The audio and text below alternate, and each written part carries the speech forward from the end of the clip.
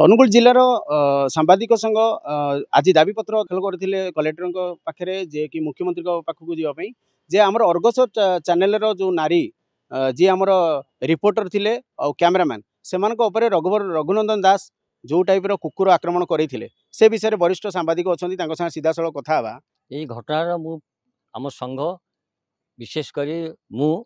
एवं संघर कर्मकर्ता एवं सभ्य सभ्य माने तीव्र विरोध करुचु एवं निंदा करुचु। यही घटनार तुरंत कार्यानुष्ठान हो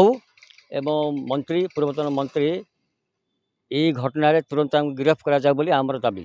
आउ जड़े सांबादिक अच्छा वरिष्ठ सांबादिक सी भी किसी कहे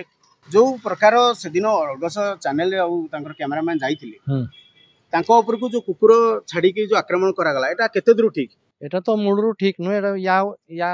या अगेंस्ट मु या ऊपर घोर निंदा करूची या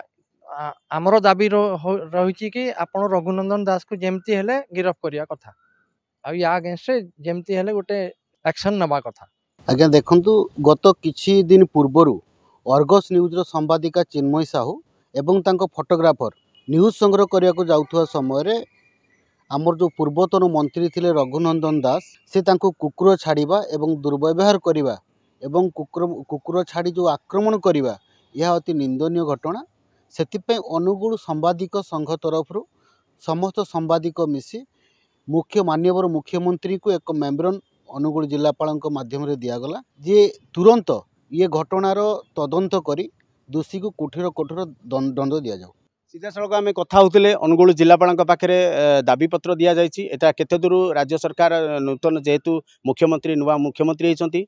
केते दूर या ग्रहण कर। Angul Umakant Sahu report Focus plus.